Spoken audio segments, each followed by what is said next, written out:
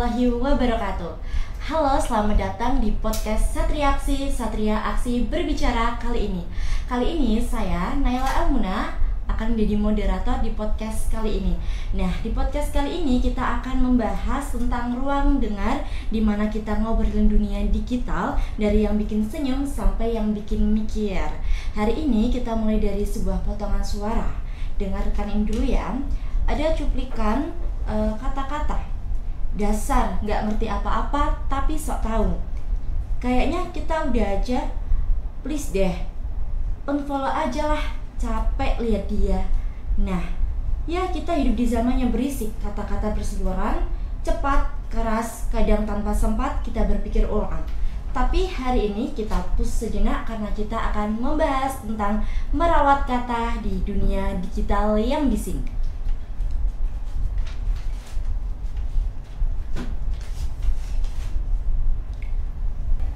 Oke, kali ini saya nggak sendirian ya. Saya akan ditemanin oleh teman hebat kita, yaitu dari anggota Magis Suara, yaitu ada Kak Jauhara sama Kak Nuro sebagai narasumber podcast kita kali ini. Silakan untuk Kak Jauhara dan Kak Nuro.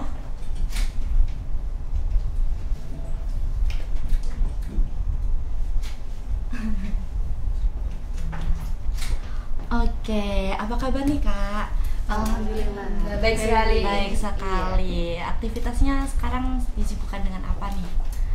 Kalau saya masih menjadi mahasiswa aktif. Tentu saja mahasiswa aktif Nikal. Lalu ini karena semester 7 saya masih PLP di SMA Negeri 1 Pekalongan. Gitu.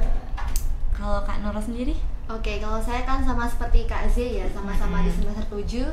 Tapi kalau saya sini pasca magang dan lanjut ke persiapan skripsi. Oke, biasa sekali ya kegiatan sehari-harinya.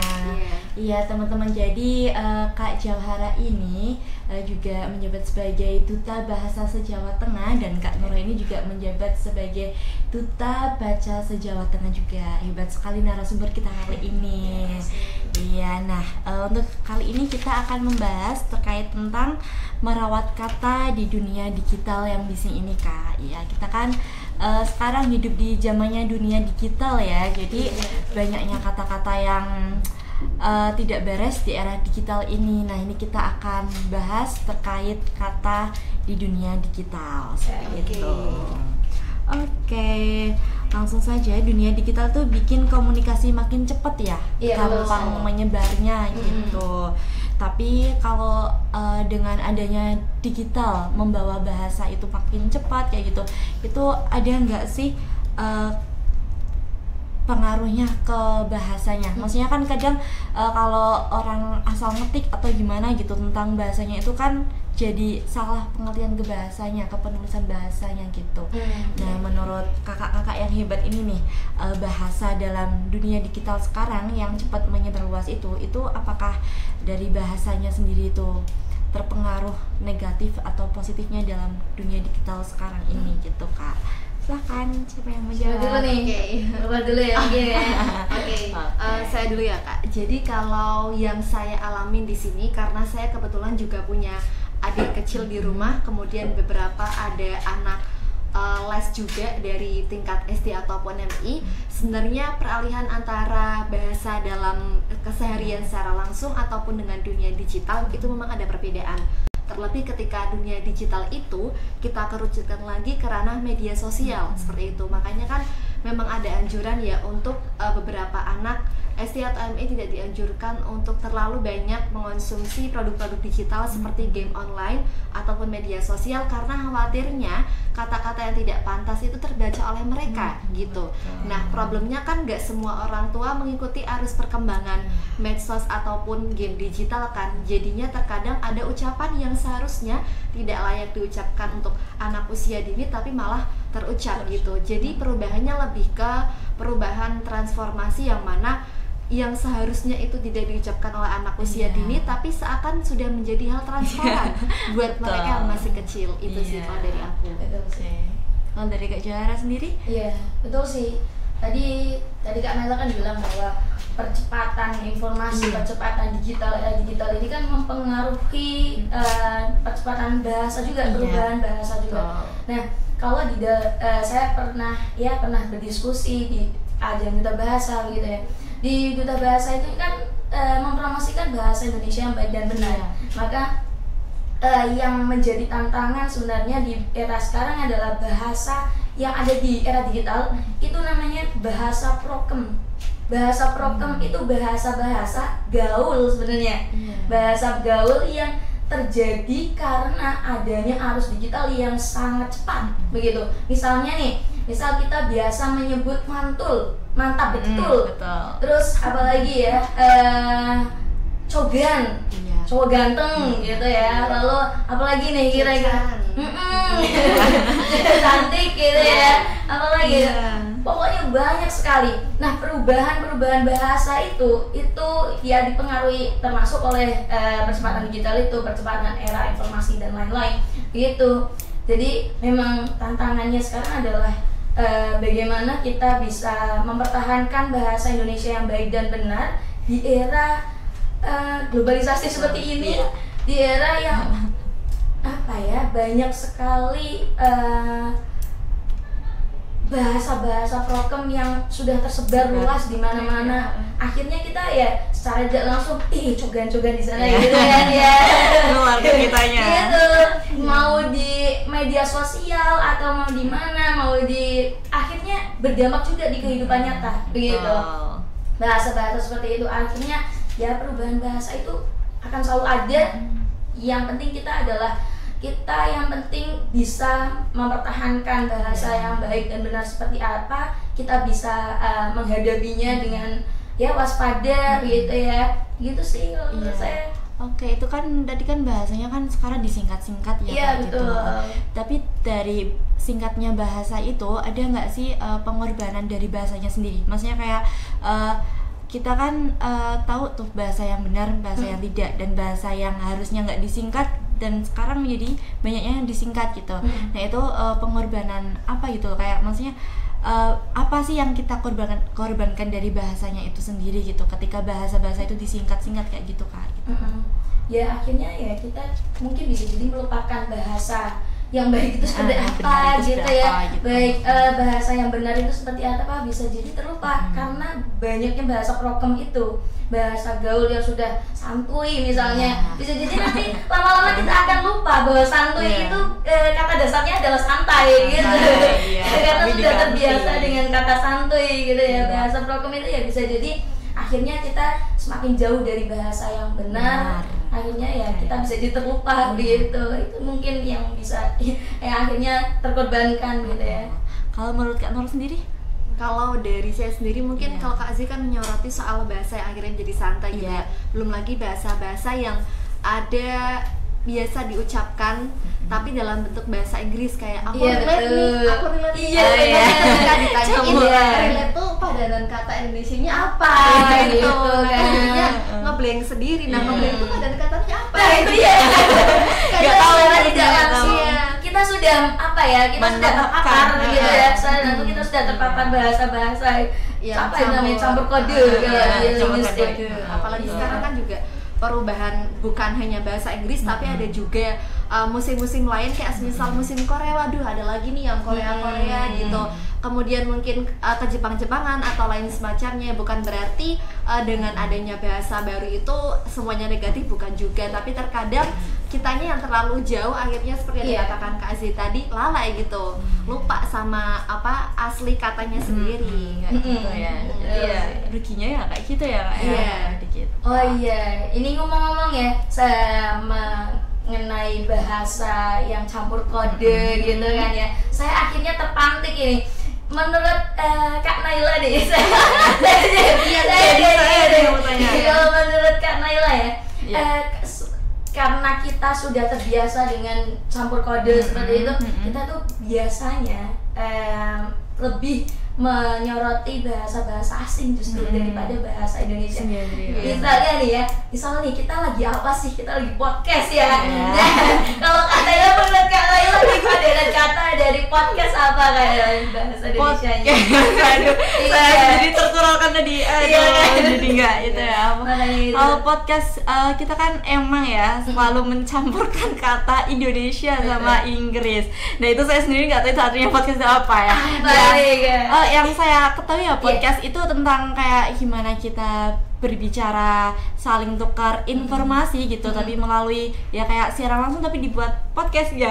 Seperti itu kayak bercerita, tukar sharing cerita gitu, tapi ada penanya sama ada yang ditanya, terus dimasukkan ke frame terus disebarkan di dunia digital. Itu menurut saya podcast seperti itu, tapi untuk artinya sendiri saja saya kurang paham gitu. Sebenarnya ada padanan katanya ya Kak ya.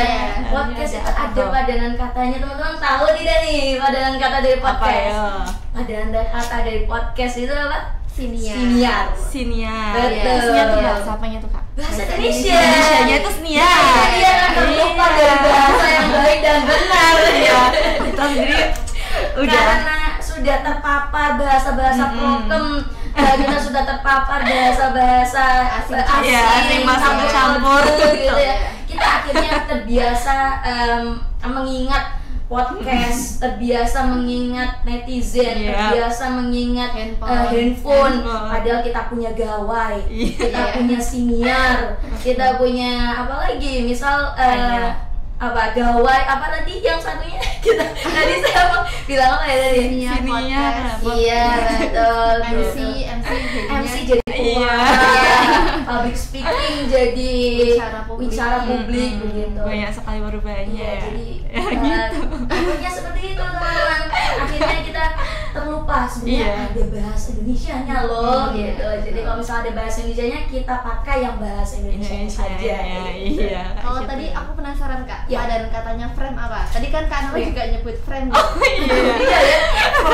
Iya ya. Frame dalam konteks apa nih berarti? Kalau frame dalam konteks kayak yang dimasukin foto kan bingkai biasa. Iya, bingkai. Kalau layar digital kayak gitu berarti tetap pakai kata layar digital atau mungkin bisa jadi sih layar digital gitu. Iya, frame-nya layar digital gitu kayaknya lebih tepatnya. Misal nih digital biasa kita pakai dengan digital, sebenarnya bahasa Indonesia itu pakai digital. Kita bacanya iya betul. Oke, terterapkan ke kita ya jadinya ya gitu. Kita sebenarnya juga menjadi korban atas terpaparnya bahasa-bahasa itu.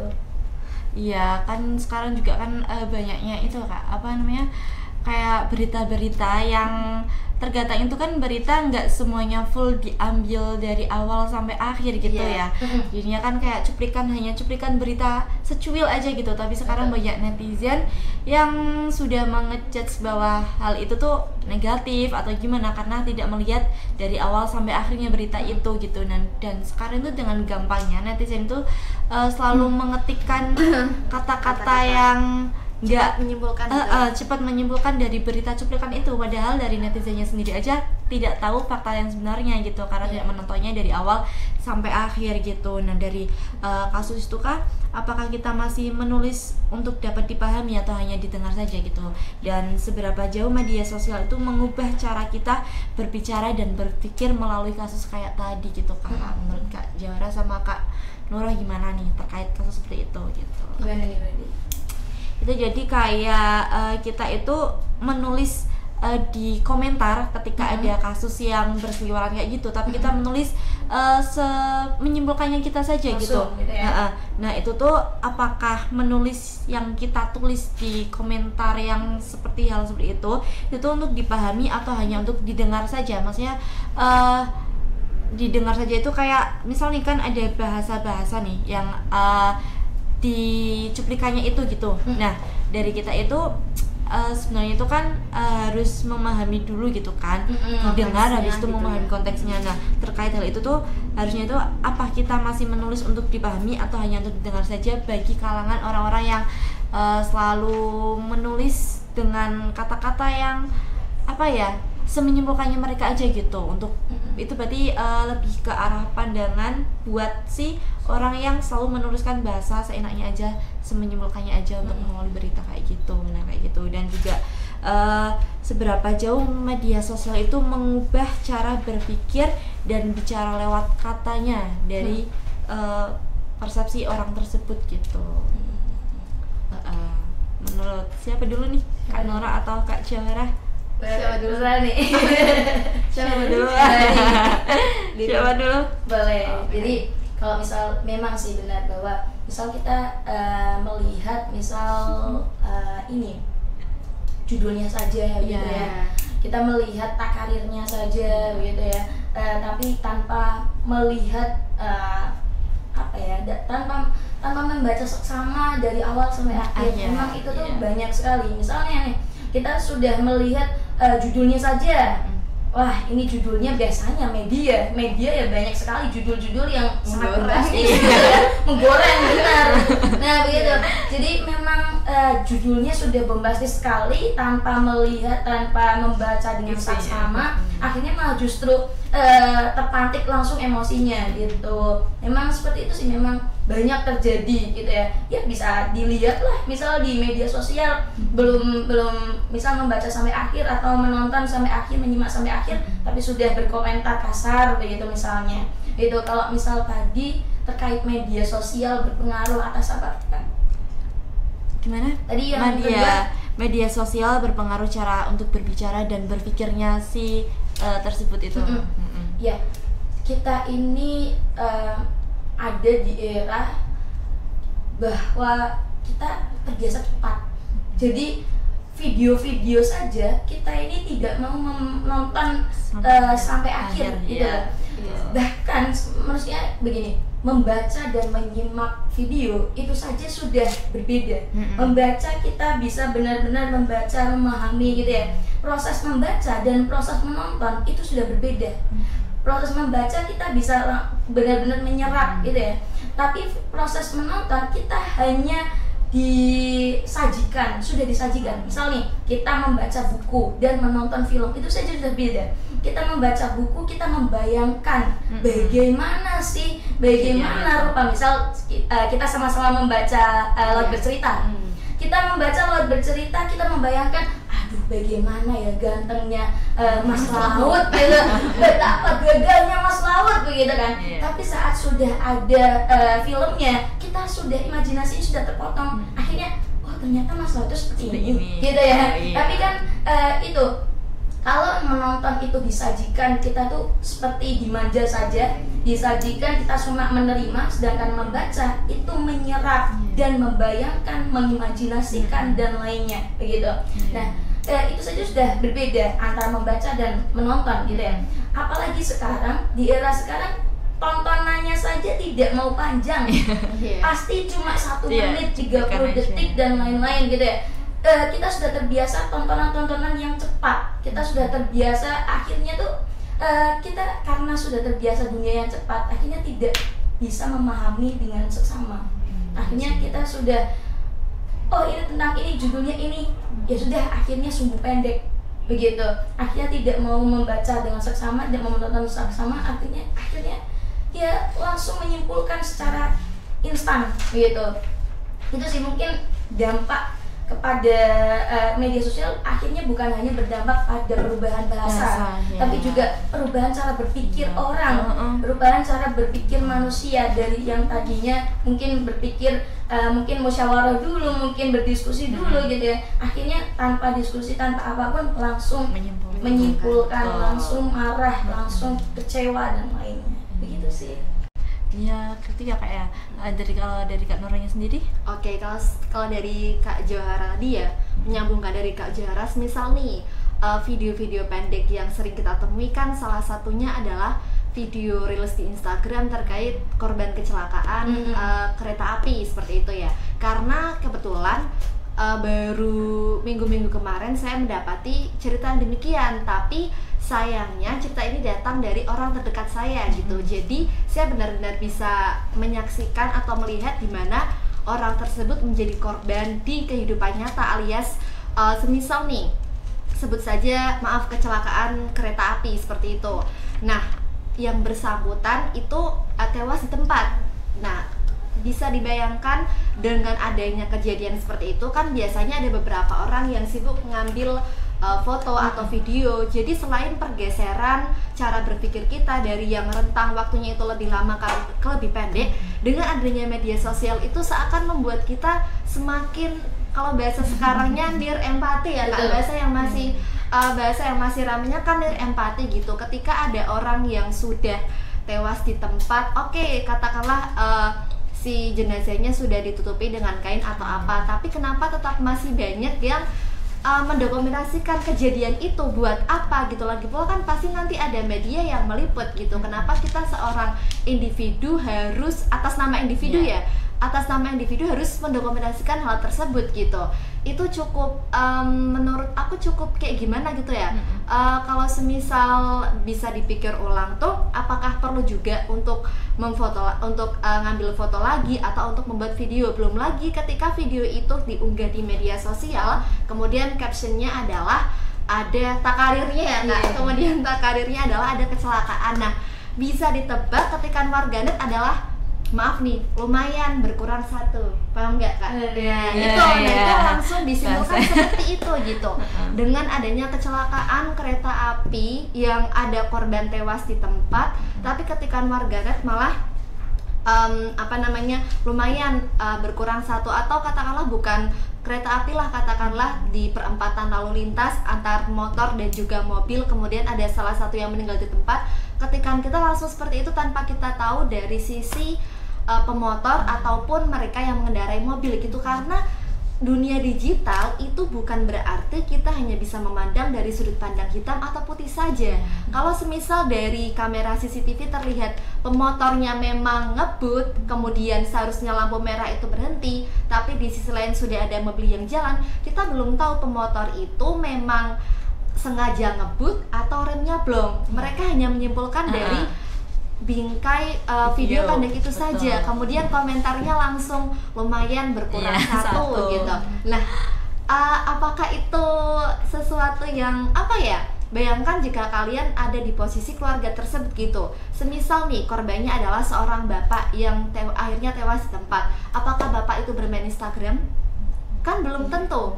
Mungkin saja bapak itu di rumah cuma punya aplikasi WhatsApp dan juga Facebook, tapi mereka semua berkicau ribut di kolom Instagram yang seakan-akan seperti perayaan rasa syukur kalau ada orang yang meninggal atas kejadian itu, tanpa tahu gitu loh dari sudut pandang orang yang meninggal itu sebelumnya seperti apa. Apakah dia sebelumnya memang terbiasa ngebut, atau dilalah ya, atau kebetulan ternyata ada sesuatu yang mendesak akhirnya buat dia buyar pikirannya, buru-buru. Kita semua nggak tahu, tapi kok bisa ya ngetik kayak gitu gitu. Nah, ketika kalian melihat saudara kalian seperti itu, kemudian kalian megang Instagram, walaupun walaupun ketika itu ditujukan kepada yang sudah meninggal, tapi kan kalian masih keluarganya, masih saudaranya. Wah, waktu aku ngalamin itu sendiri, wah gila sih, kayak gimana ya rasanya. Kalian menyimpulkan hanya dari satu sudut pandang video saja, belum lagi yang sengaja memotret video dan lain-lain. Jadi selain pergeseran cara berpikir kita atau rentang fokus yang semakin pendek, saya pikir dengan adanya media sosial kita juga semakin near empati gitu.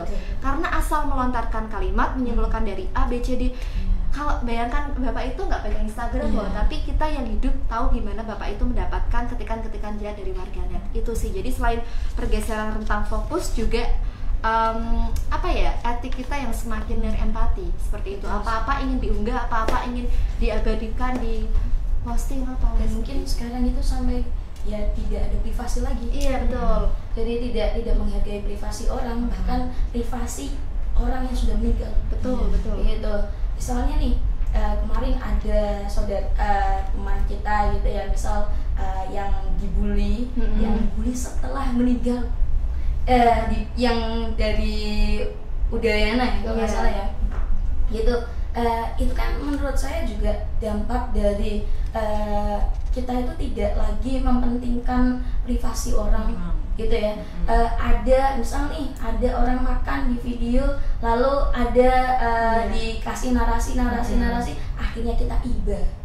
Belum tentu dia makan, padahal bisa jadi dia makan itu dengan rasa senang, bukan rasa sedih, begitu ya. Tapi atas narasi orang, akhirnya itu menyedihkan, mengibarkan. Misal orang yang tidak sebenarnya tidak tidak ingin marah gitu ya. Lalu akhirnya karena ada narasi-narasi memunculkan isu-isu marah-marah di media sosial gitu. Misal banyak di sini klarifikasi gitu ya. Sekarang kan banyak klarifikasi. Itu menurut saya juga dampak dari kita cepatnya kita menyimpulkan, akhirnya kita tidak lagi berdiskusi. Akhirnya ada klarifikasi gitu. Iya, itu lebih kayak ke etika berbahasanya ya Kak ya. Nah, Iya. cara etika berbahasa di media sosial gitu yang harusnya kita itu memfilter kata-kata kita, bahasa kita di media sosial sehingga nggak terjadi seperti itu. Nah, ini sebenarnya itu pembahasan pentingnya tuh di sini etika berbahasa. Kita sering dengar bebas berekspresi, tapi kapan ekspresi berubah jadi agresi seperti itu. Nah, ada juga nih suatu kasus yang sempat ramai, seseorang itu niatnya mengkritik, tetapi karena gaya bahasanya yang keras dan salah di bahasanya, di gaya bahasanya itu malah dianggap menyerang, dan akhirnya ya dapat hujatan massal dari media sosial itu, dari orang-orang yang membacanya karena gaya bahasa yang salah itu. Nah, nanti kan ujung-ujungnya minta maaf gitu kalau misal ada kasus kayak gitu kan, kasus terus salah ketikan, salah bahasa ataupun salah mengartikan di gaya bahasanya, ya ujung-ujungnya nanti ada hujatan massal. Nah, nanti Andinya paling mengklarifikasi dari masalahnya itu. Banyaknya klarifikasi sekarang ya dampak dari kita ini tidak lagi berdiskusi, kita ini tidak lagi membicarakan dengan tenang gitu ya, karena cepat, karena menyimpulkan cepat, karena bisa berkomentar dengan cepat, akhirnya tidak lagi terbendung, akhirnya ya muncul klarifikasi untuk meredam, muncul klarifikasi lagi gitu.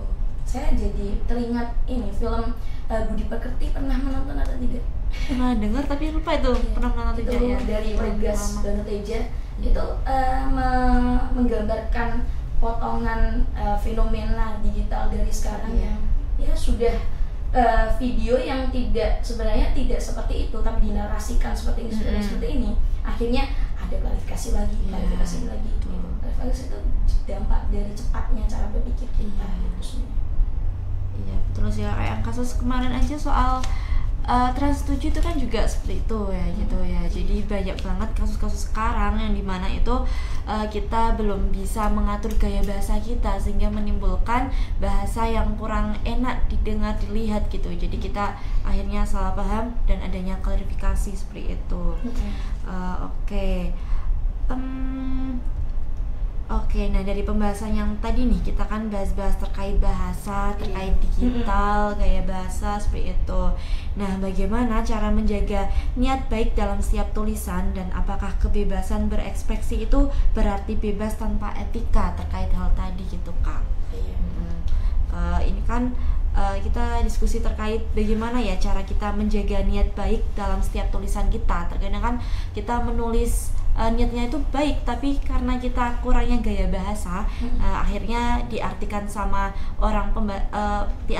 pembaca itu ya itu menjadi bukan niat yang baik lagi, nggak sesuai sama niat awal si penulisnya itu. Nah kayak gitu. Nah terus apakah kebebasan berekspresi itu berarti bebas tanpa etika atau gimana menurut kakak gitu? Dari siapa dulu, Kak Nora mungkin? Kalau semisal tadi kan berarti kan kalau dikerucutkan intinya adalah bagaimana kita memposisikan diri sebagai pengguna media sosial. Tapi penting juga untuk menilik diri kita sendiri, kita itu sebagai pengguna sosial yang hanya pengguna, atau memang kita juga sebagai figur publik gitu. Karena terkadang hujatan itu nggak cuma datang dari figur publik ataupun pengguna biasa, benar-benar semua kalangan itu bisa mendapatkan hujatan gitu. Ataupun salah tangkap, salah perspektif dan lain.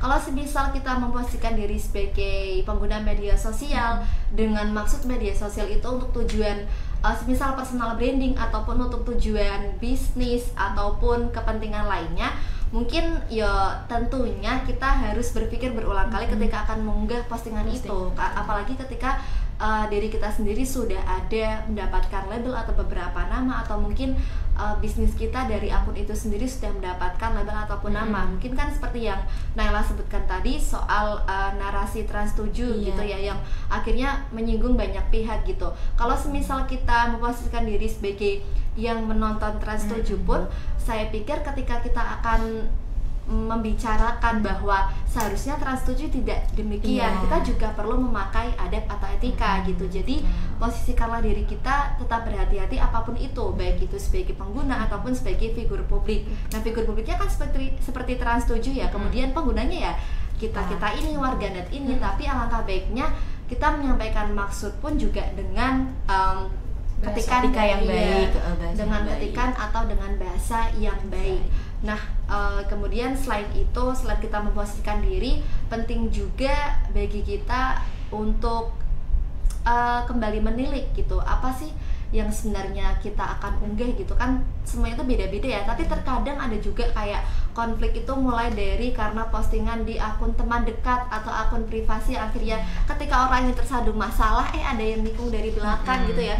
Persoalan media sosial itu bukan persoalan empati secara sosial saja, tapi terkadang persoalan personal dibawa ke ranah media sosial gitu kan ya, yang seharusnya kalau semisal memang tidak ada aturan tertulis kalau teman dekat harus setia di akun Instagram, tapi kan secara gimana ya, secara perasaan aja gitu.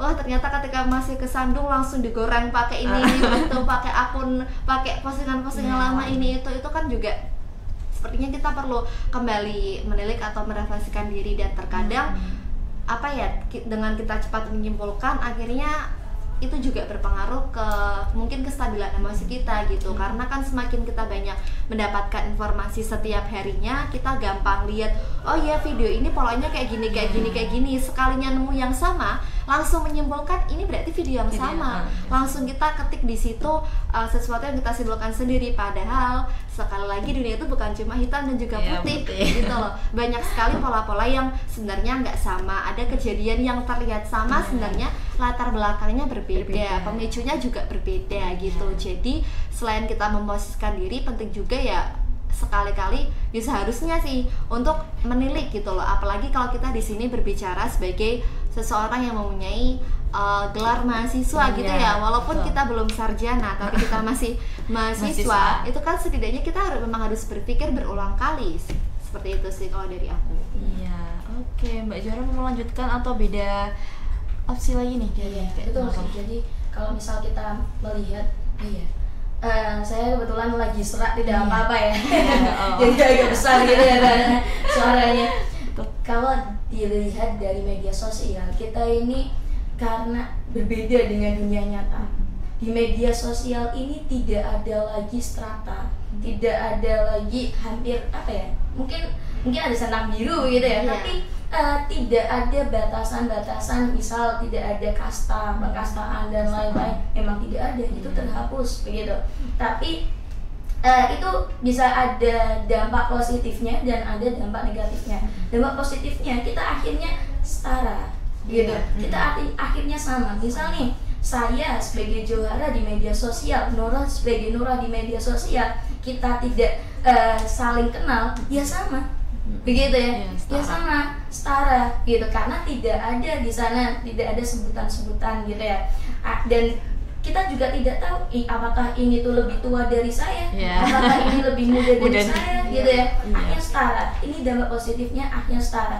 Semua pembicaraan akhirnya didengar mungkin gitu ya. Akhirnya semuanya itu dipercaya. Nah, ini dampak negatifnya adalah karena kita setara, etikanya jadi hilang. Kita biasanya beretika kalau misalnya ada yang lebih tua. Kalau ada yang lebih tua, kita lebih mendengarkan. Kalau ada yang lebih tua, kita tidak menyela. Begitu ya. Coba sekarang di media sosial, kita tidak tahu mana komentar dari orang yang lebih tua mana, yang lebih muda mana. Begitu ya. Akhirnya kita ya semua saling serang. Tidak ada lagi etika, tidak ada lagi tata krama. Gitu ya. Kita sudah tidak ada lagi batasan-batasan seperti itu. Itu dampak negatifnya.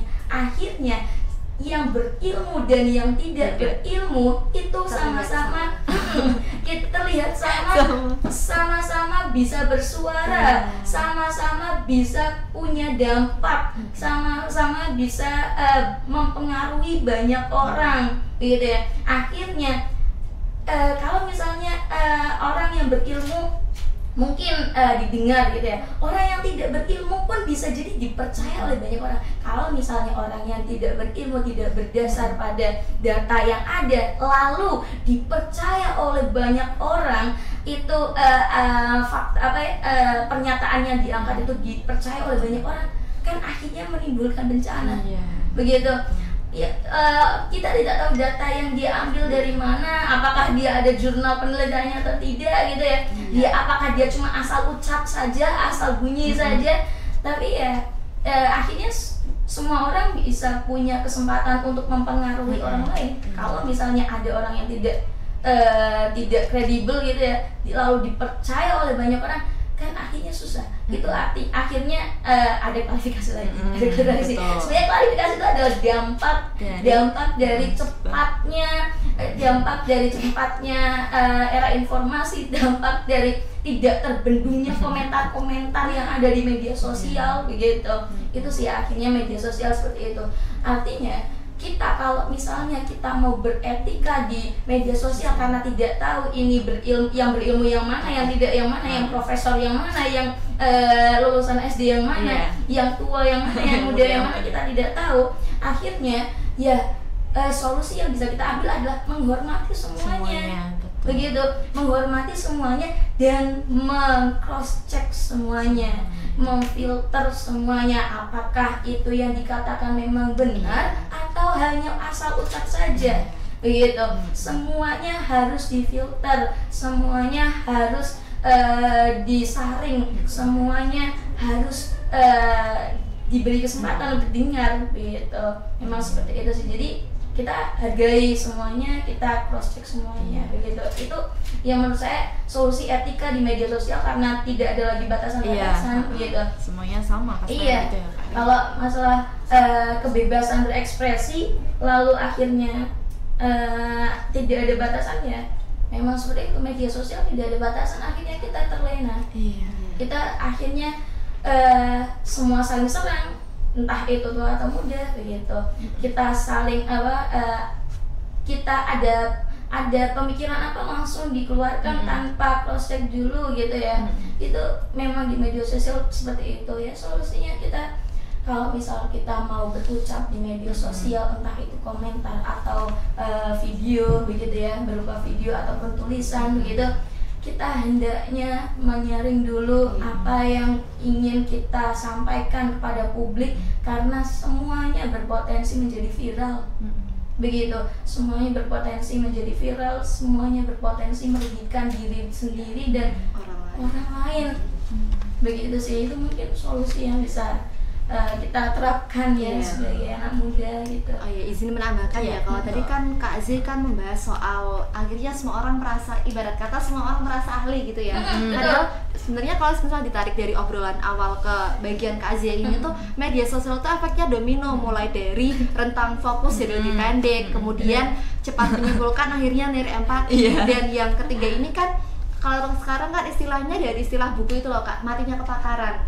Jadi expertise gitu, karena orang merasa oh iya saya ahli, padahal ahlinya itu cuman karena mencomot konten orang lain atau memproduksi konten karena mengcopy konten orang lain tanpa memodifikasi. Jadi nggak ada originalitasnya tersendiri gitu. Di zaman sekarang ini tuh originalitas akan tipis gitu. Apa sih pembedanya antara satu dengan yang lain? Apa sih keunggulannya antara satu dengan yang lain? Karena benar-benar semua akan terlihat sama rata di hadapan layar gitu, tanpa kita tahu bahwa untuk menyimpulkan atau untuk membuat sesuatu tulisan itu kan juga perlu cek berulang kali. Seperti halnya kalau misal kita bandingkan antara akun-akun di media sosial yang isi beritanya adalah merepost, beda dengan akun media sosial yang mengisinya itu memang menginvestigasi. Ibarat saja kita cek akun media sosialnya Narasi, kepunyaan Mbak Najwa Shihab, itu kan benar-benar investigasi dari lapangan, dia angkat ke layar media gitu kan. Tapi beberapa orang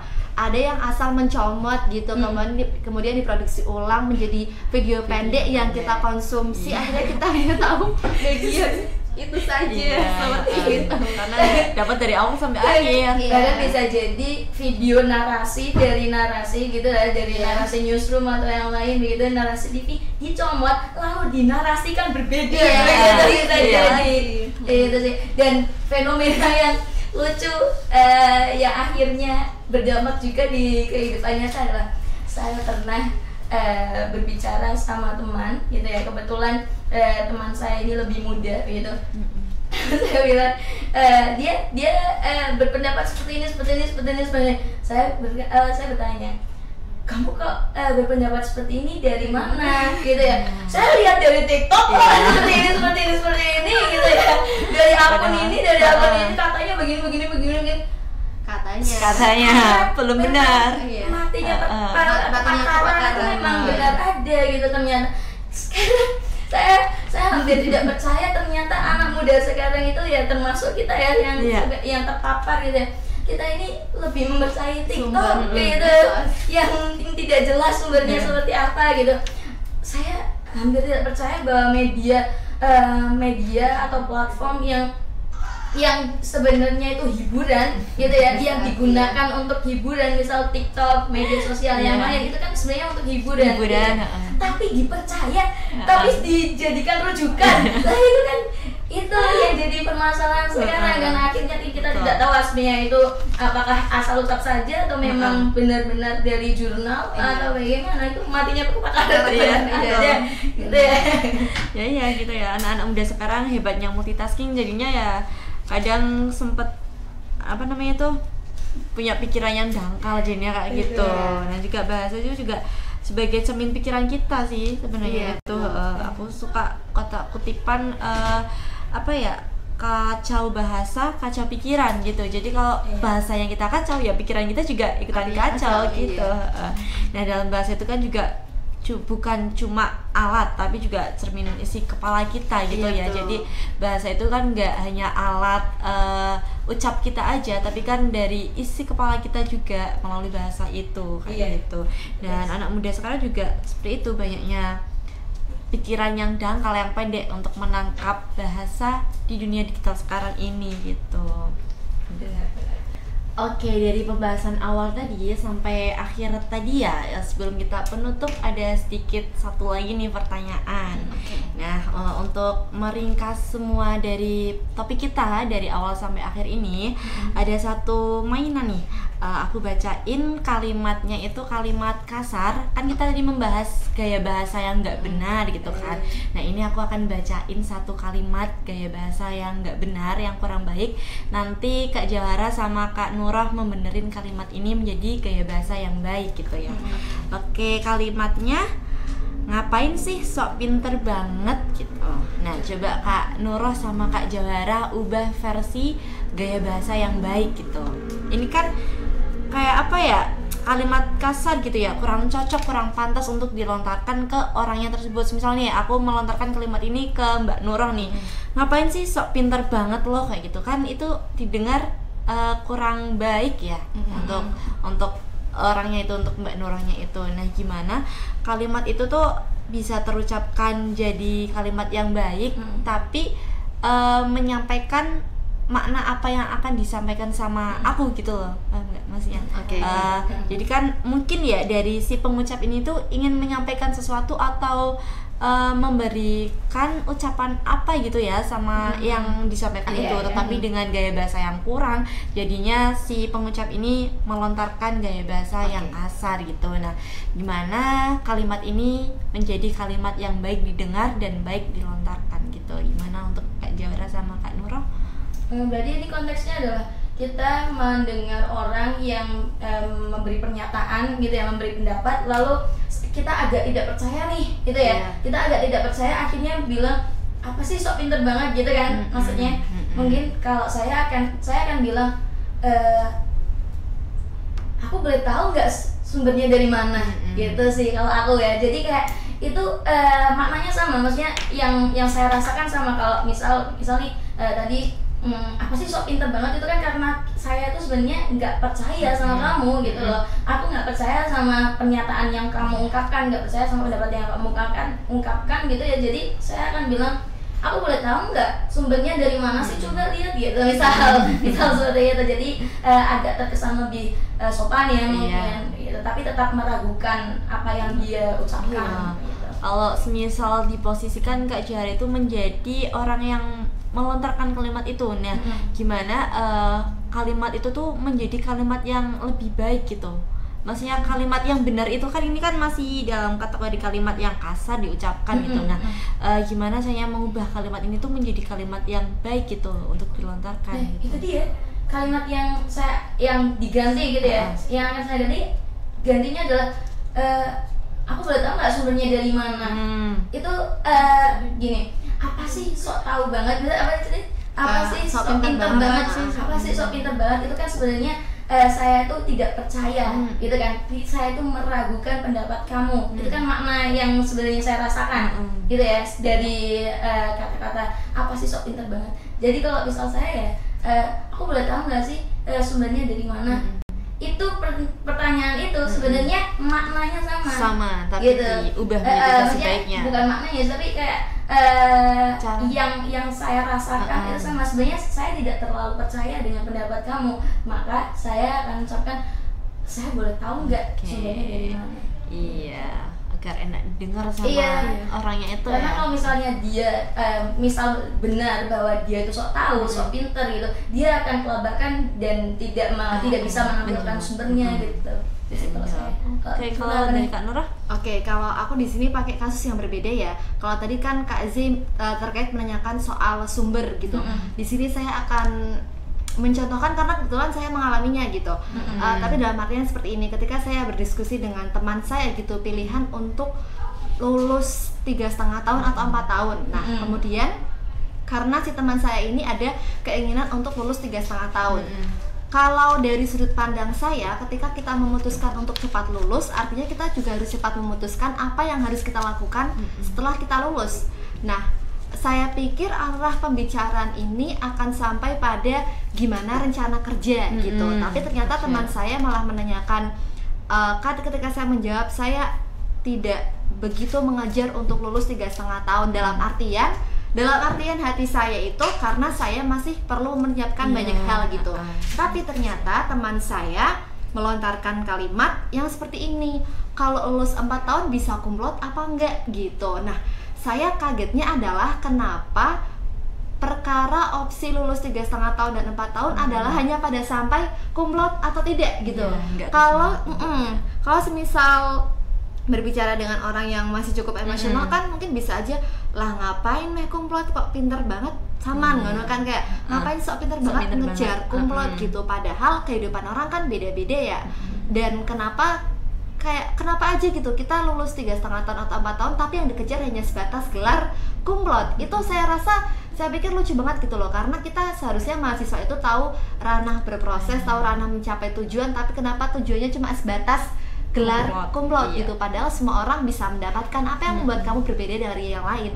Kalau semisal posisi saya itu sedang emosi kayak, ya orang nggak tahu ya kenapa saya milih lulus lebih lama, dalam artian mungkin 4 tahun saja, orang nggak tahu saya kalau mau lulus harus nyiapin apa aja ABCD. Tapi dia dengan gampangnya nyimpulin emang lulus 4 tahun isi kumlot gitu. Nah terus kan kalau saya emosi bisa aja saya, emang kamu sepinter itu bisa kumlot. Kadang kan kalau emosi kayak gitu. Tapi mungkin saya akan lebih ke ranah personal kayak, nah dari dirimu kenapa pengen cepet-cepet 3,5 tahun dan ngejar kumlot gitu sih. Karena seperti yang pembahasan di awal, jangan cepat menyimpulkan gitu. Artinya kita harus bertanya lagi nih dengan kata tanya kenapa gitu, atau kayak tadi Mbak Z sumbernya dari mana gitu, atau kayak emang kalau semisal kumlot kita bisa ngapain aja nih. Misal kitanya memposisikan diri sebagai orang yang nggak tahu gitu, dia berpendapat 4 tahun emang nggak bisa kumlot, padahal sekedar kumlot gitu loh. Kita bisa bertanya ulang kayak, emang kalau kumlot kita dapat privilege apa aja gitu. Padahal kan orang itu kebutuhannya berbeda-beda, privilege-nya juga berbeda-beda gitu. Jadi memang ya cerminan kita itu terlihat dari saat kita berbicara dan juga saat kita mengetik. Memang terkadang kalau posisinya masih capek, kadang juga terlarut emosional, nggak bisa dipungkiri gitu, nggak ada yang sempurna. Memang harus senantiasa berhati-hati. Kalau berbicaranya lewat gawai atau layar, kita masih bisa balas nanti. Tapi kalau secara tatap langsung, kan kita kadang memang harus lebih hati-hati gitu. Jadi menanyakan, memang kalau semisal A dapatnya apa aja, kan dia melontarkan A. Kalau semisal dapatnya B, memang yang B dapatnya apa aja. Jadi kita memposisikan diri seakan kita tidak tahu gitu. Gitu sih kalau dari aku. Betul. Jadi yang kita ganti itu bukan benar-benar plot kalimatnya begitu, tapi latar emosionalnya, latar misal tadi kita mungkin beda ya, konteksnya beda, akhirnya kalimatnya berbeda, tapi latarnya itu sama. Latarnya adalah kita meragukan lawan bicara kita, meragukan pengetahuan dia, gitu kan. Latar emosionalnya, latar pemikiran kita adalah kita meragukan lawan bicara kita, kita meragukan pengetahuan lawan bicara kita. Lah itu kalau saya seperti itu menanyakan sumbernya, saya boleh tahu nggak sumbernya di mana? Mungkin kalau seperti itu. Kenapa emang gitu. kalau misal pemula kita bisa dapat privilege apa aja gitu dengan cepat-cepat gitu. Tergantung konteks sih. Iya, tergantung konteksnya, pembicaranya itu. Sama. Oke. Itu jawaban dari Kak Jauhara dan Kak Nurul terkait memperbarui kalimat yang tidak baik menjadi kalimat yang baik gitu ya Kak ya. Oke, akhirnya kita balik lagi ke satu hal, di balik setiap kata ada hati, niat dan martabat. Maka jaga baik bahasa dan tuturan kita dalam beretika berbahasa, entah itu di dunia langsung kita ngobrol sama orangnya langsung ataupun di media sosial seperti itu. Nah, berbahasa bukan cuma soal benar, tapi juga soal bijak atau tidaknya kita mengucapkan bahasa tersebut gitu. Mari rawat kata supaya dunia digital tetap manusiawi. Oke, ini udah di penghujung acara. Terima kasih kepada teman-teman yang sudah menonton podcast kita kali ini, karena pembahasannya sangat seru sekali ya. Tentunya teman-teman yang menonton di sana juga sangat beruntung karena bisa menonton podcast kali ini, karena ini pembahasannya juga relate di kehidupan kita ya Kak ya, di zaman sekarang ini gitu, tentang bahasa ke digitalnya gitu. Dan terima kasih juga untuk Kak Jauhara sama Kak Nurul sudah mampir ke podcast Hima Satria ini ya. Balik kasih. Next time bisa berbicara lagi dengan narasumber hebat kita Kak Jauhara dan Kak Nurul. Dan saya selaku moderator podcast kali ini mengucapkan banyak-banyak mohon maaf jika ada tutur kata yang kurang berkenan. Kurang lebihnya mohon maaf. Saya Naila Elmuna dan kami sebagai pengisi podcast kali ini pamit undur diri. Wassalamualaikum warahmatullahi wabarakatuh. Terima kasih.